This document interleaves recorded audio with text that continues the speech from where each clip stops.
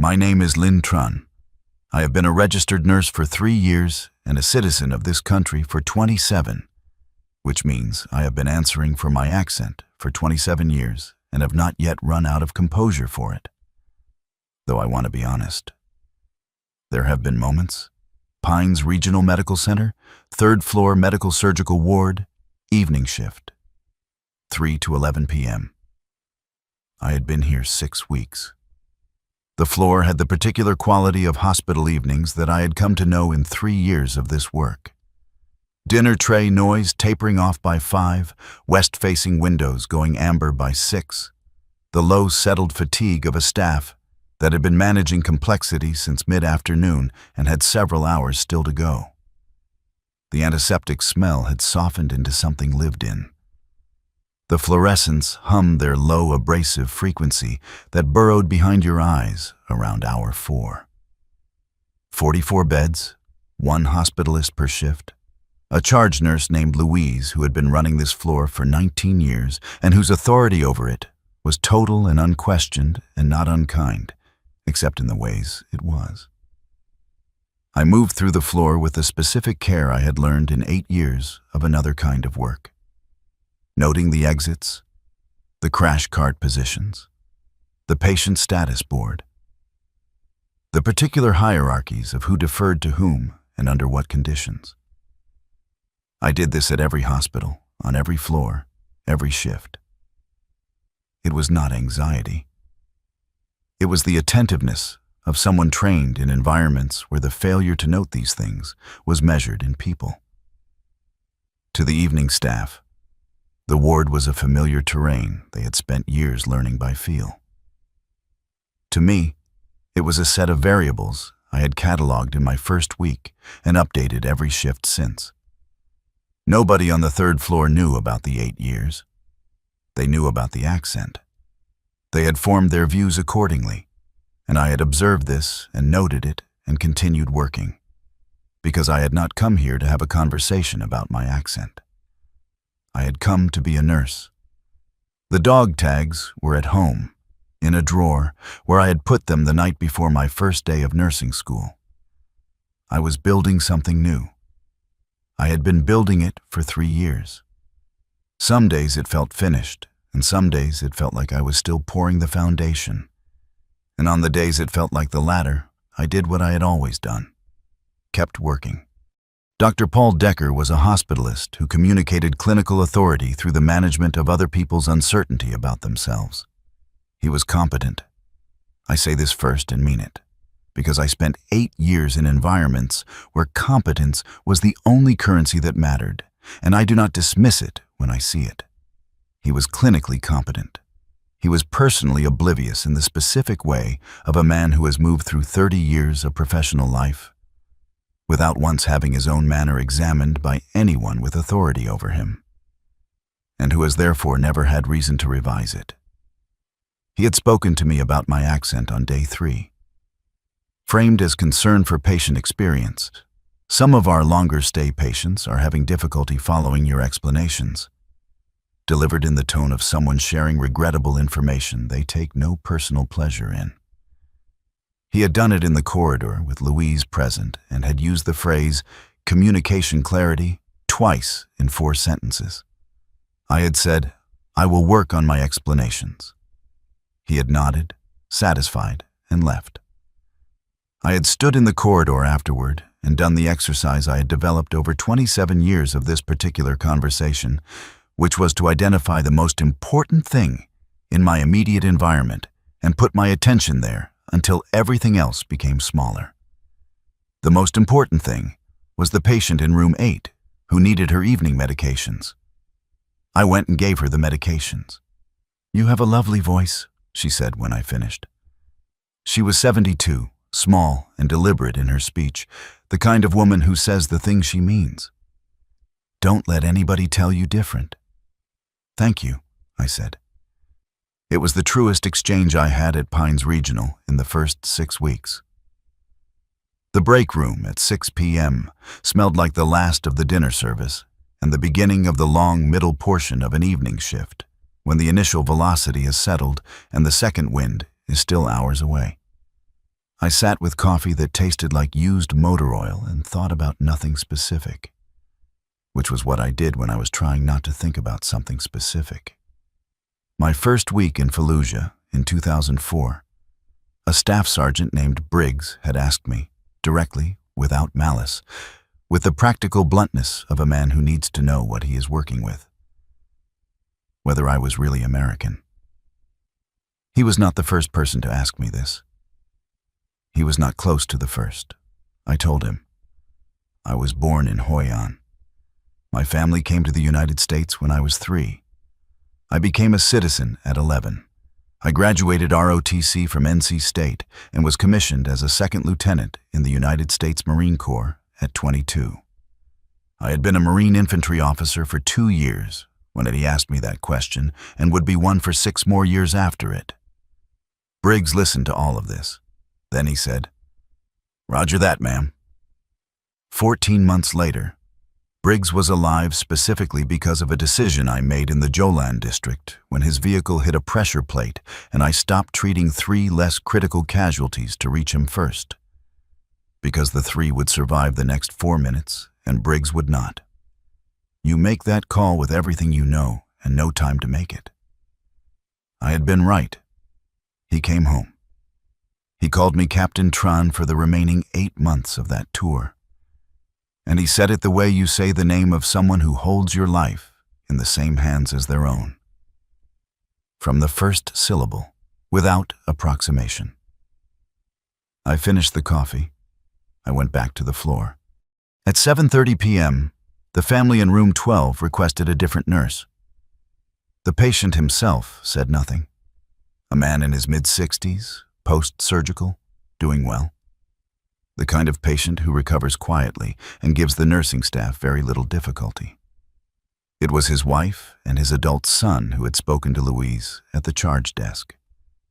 Louise came to find me at the medication cart with the expression of a person executing a decision she did not make and is not going to argue about in the corridor. "Language reassignment," she said. That was the phrase she used. "He was able to repeat my instructions back to me correctly this morning," I said. "All 3 discharge protocol points." "I know." She did not hold my eyes. "Decker is asking that you move to charting and supply coordination for the remainder of the shift." I looked at my patient assignments, 6 rooms I had been managing since 3 p.m. The potassium trend in room 6 that I'd been watching all afternoon and did not like. The post-surgical patient in room 9 whose drainage output had been running higher than expected. "Of course," I said. I handed the medication cart to the LPN covering and walked to the charting station. From room 11, directly across the corridor, a Vietnam veteran named Frank Coletti, admitted for a post-surgical infection. A quiet man who had been watching the floor's evening activity with the specific attention of someone who has spent time in positions other people don't notice. I heard nothing. He said nothing. But when I walked past his open door, he looked at me. Not with pity. Not with the performative sympathy people offer when they have watched something unfair and done nothing about it. With recognition. The specific recognition of a person who has occupied this category of position and knows what it costs and respects the person paying it without needing to name it. I kept walking. In approximately 30 minutes, the trajectory of this evening was going to change in a direction I had not planned for. I did not know that specifically. But something that had spent 9 years reading incoming variables had been watching the radio traffic and the triage bay and the potassium trend in room 6. And the picture it was assembling was not the picture of a quiet Tuesday. The ambulance call came in at 7:52. Training accident at the Marine Reserve Center on Route 9, 8 miles north. Single casualty, male, early 20s. Head trauma from a fall during a rappelling exercise. Vitals stable in the field. GCS 15 on arrival to triage. GCS 15, the maximum possible score. Fully alert, oriented, cooperative.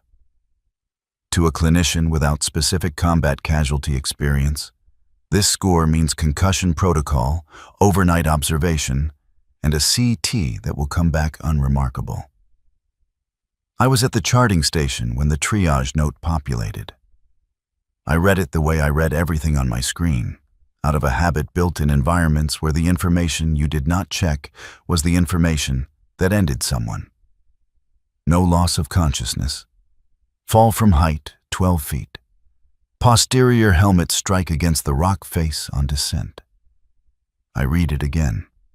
In the Jolan district in 2005, a corporal named Estes had taken blast concussion from a vehicle IED and walked away from the vehicle and answered every question correctly and scored a field GCS of 15.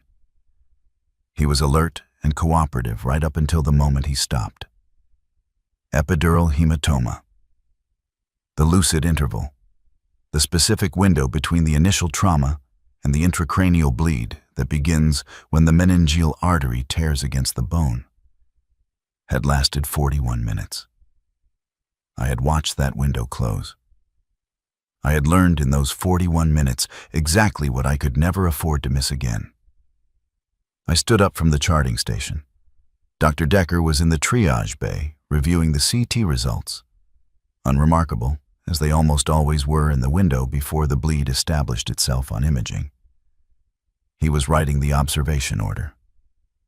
The mechanism is consistent with a contre-coup pattern, I said from the doorway. Intact GCS and absent initial LOC are textbook lucid interval. I need to do serial GCS assessment and check his pupils. Decker looked at me with the expression he used when I said things he had not asked for. CT is clean, he said. We're admitting for observation. The patient is fine. Epidural hematoma doesn't always present on initial imaging, I said. If there's a meningeal bleed beginning, the window before herniation. Nurse Tran. Quiet. Final. The tone that means the conversation is over before it has been acknowledged as a conversation. You are on charting and supply tonight, please. I looked at the patient through the bay window. 22 years old. Lying on the gurney, answering the admitting nurse's questions clearly, his eyes tracking correctly. Looking to every assessment available in this bay tonight. Like a young man with a headache who would be discharged by morning. 40 minutes, I thought. Maybe 30. I went back to the charting station. I sat down. I put my hands flat on the desk and held very still, the way you hold still when the hardest thing is not moving. My hands started shaking at 8:03. Not from fear. My hands do not shake from fear. That was trained out in circumstances that had no patience for it. They were shaking because I had been sitting at a charting station for 11 minutes, watching a patient I was not permitted to touch.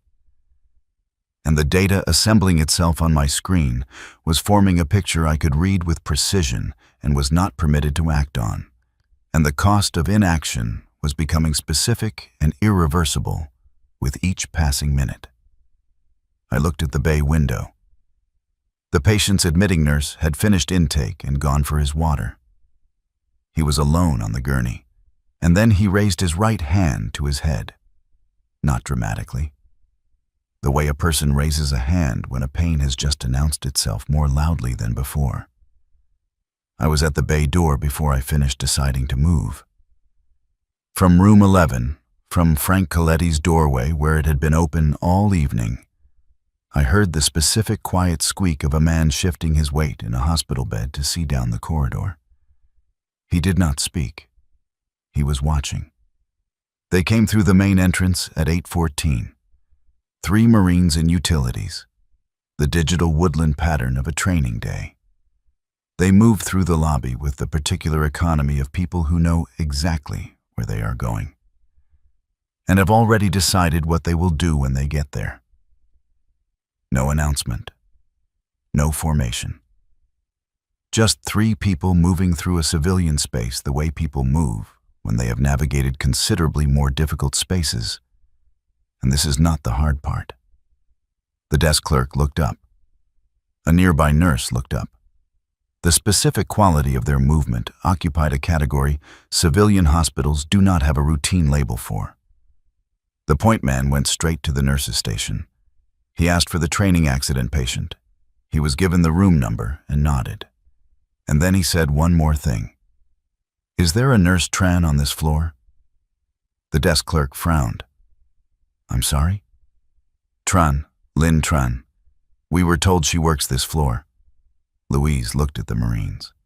The desk clerk looked at Louise. Neither of them understood the question. And then I heard it. From the triage bay doorway, across the width of the floor, through the particular acoustic of an evening hospital corridor going quiet. My name. Said correctly, for the first time in 6 weeks. Carrasco found me at the bay window. He stopped in the corridor and looked through the glass at what was happening inside. At my hands, at what I was doing. At the specific economy with which I was doing it. And something in his face did the thing I recognized. The settling. The specific resolution of a person who has been carrying a question for a period of time and has just found the answer standing in front of them. He waited. I held up one finger. He waited. 30 seconds later, I turned to face him. He was a Marine sergeant. The bearing of someone who has spent a decade demanding performance from his body and receiving it. He looked at me the way Briggs had looked at me in the Jolan district and the hills north of Ramadi. The look of a person who has stood next to someone in the hardest version of a thing and has not forgotten it and is not going to. He said one word, Captain. Not a title used loosely, not the civilian approximation. The specific way a Marine sergeant addresses a Marine officer whose judgment he has staked his life on, clean, without the distance of time or the uncertainty of whether it still applies, as if no years had passed, as if the rank were not a memory, but a present fact. The word landed in the corridor like something dropped from height. Louise was at the nurse's station. She looked up. 2 nurses turned. Dr. Decker had just come out of the triage bay with the observation order in his hand. Every one of them heard it. I looked at Carrasco for one moment, and then I looked at the patient through the glass. At the right hand still raised to his temple, at the half-masked eyes, at the subtle asymmetry that had appeared in the set of his face that nobody else in this building was going to read correctly. I turned to the bay door. "I need everyone back from the patient," I said. My voice came back all at once, not louder, just precisely aligned, the voice that does not ask permission for what it carries. "Dr. Decker, at the bed, now." He moved. The right pupil was 5 millimeters, the left was 3. The difference had not been there on initial assessment.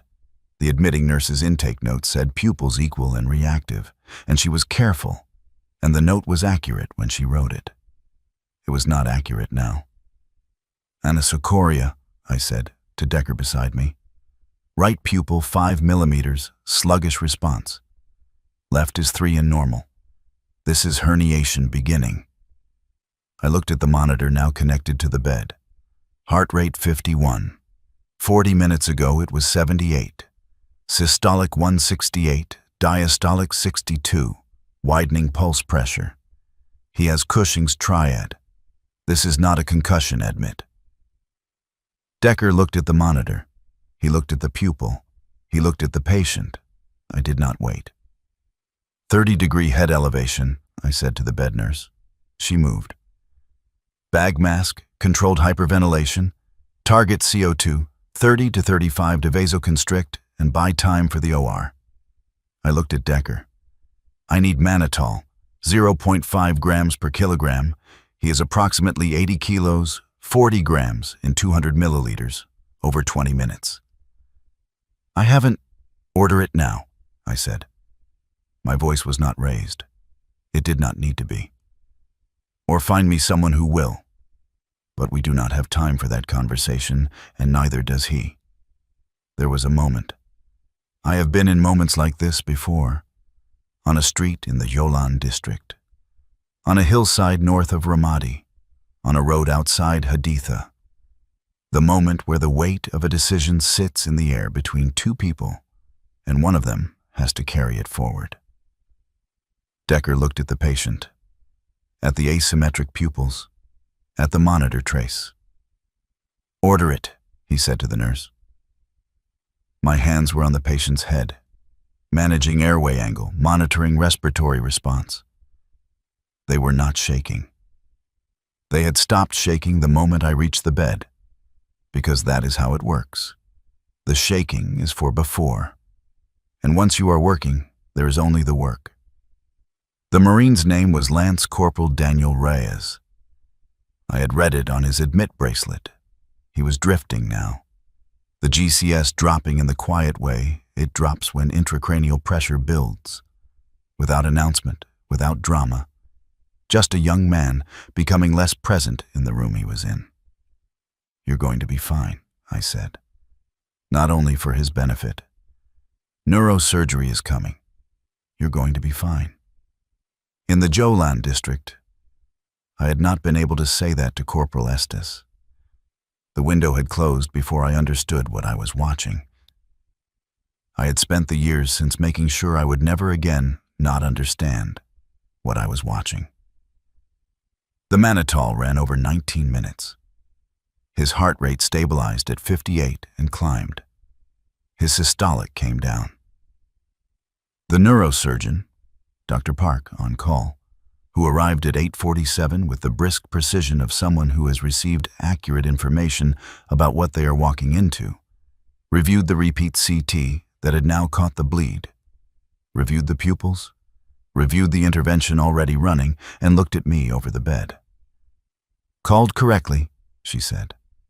To me, not to Decker. "Good catch." "Lucid interval," I said. "Classic mechanism. I've seen it before." She held my eyes for the moment clinicians hold each other's eyes when they are acknowledging something there isn't time to say in full. Then she moved to take her patient to the OR. They moved Daniel Reyes to surgery at 9:15. At 9:40, Carrasco asked Louise if there was somewhere to stand. She gave him the consultation alcove. He was in there with his 2 Marines for 8 minutes. And then he came out and asked if the nursing staff could be gathered. Louise gathered them. 4 nurses, 2 CNAs, the desk clerk, Dr. Decker, who had been at the nurses' station since the OR transfer and had not left it. Carrasco's 2 Marines were behind him, and from room 11, Frank Coletti had gotten out of his bed and was standing in his doorway in his hospital gown and socks, one hand on the IV pole. Nobody told him to go back. Carrasco did not have a document. He spoke from memory, the way Marines speak about things they carry. Captain Lin Tran served 8 years as an infantry officer in the United States Marine Corps. 2 tours in Al-Anbar province, including 14 months in Fallujah during the Battle of Fallujah and its aftermath. 1 subsequent tour in Helmand province, Afghanistan. A pause. During her command of Bravo Company, 1st Battalion, 6th Marines, she did not lose a single Marine to wounds she could treat. Not one. Another pause. Final. She was awarded the Bronze Star with Combat 5 for actions in the Jolan district in 2005. I was present for those actions. I am not going to describe them in a hallway, because it would take longer than we have, and it would not be sufficient. The corridor held the silence. Dr. Decker had not moved from the nurse's station. I watched his face do the thing I had been watching faces do my entire adult life, the collapse of a certainty. Not the person, just the certainty. The specific rearrangement of a man's features when 30 years of assumptions have been reclassified as something that was never as solid as he believed. He had no expression that covered what he had just learned. Nothing in his career had prepared him one. Carrasco looked at me. All 3 Marines came to attention. The sound of it, the precise weight shift, the settling of utilities and gear, the absolute stillness that followed, was clean and total. 3 hands, 1 motion. I was in nursing scrubs on a hospital floor at the end of an evening shift. I stood up straight. I returned the salute. And from the doorway of room 11, Frank Coletti, who had said nothing all evening, who had simply watched with the recognition of a man who understood this category of thing, raised his right hand, slowly, with the deliberateness of a man doing something he has not done in 50 years and doing it anyway, because some things do not expire. He held it there. I turned toward him and held mine 1 beat longer than required, the way I would hold it for any man who had served. He lowered his. He nodded once. I lowered mine. Daniel Reyes came out of surgery at 11:40 p.m. The neurosurgeon said it had gone well. The hematoma evacuated cleanly. No significant secondary damage. Discharge likely within the week. Dr. Decker had left the floor at 10:15.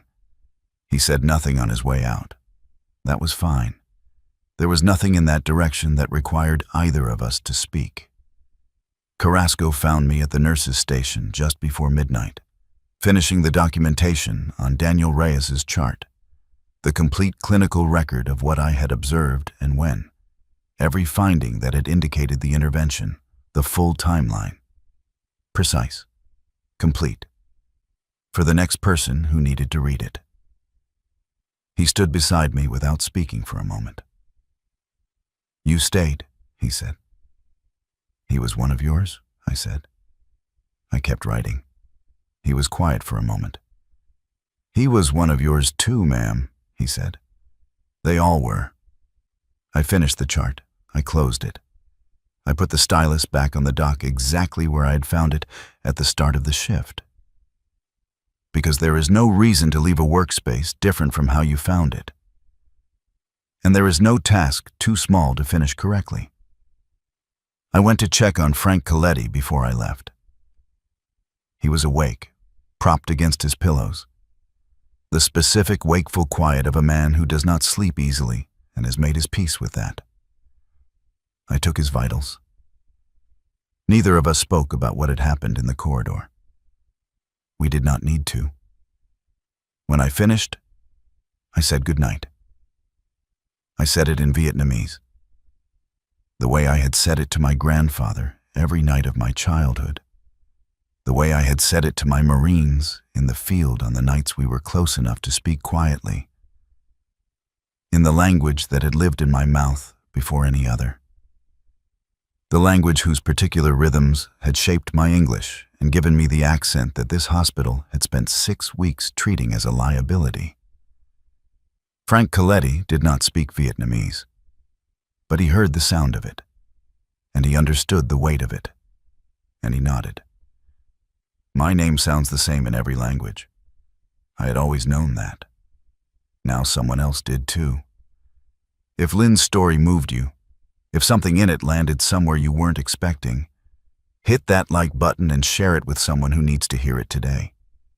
We tell the stories of the people who paid for their place in every room they ever walked into, and who kept walking anyway, and who never once asked to be thanked for it. Subscribe to this channel, and drop your city in the comments below. I want to see how far this one reaches. Script word count, 4,040 words, built to framework spec. All 14 beats, all 6 motifs, all 5 retention loops. Key differentiators, Vietnamese American, accent as identity attack, evening shift, Marine captain.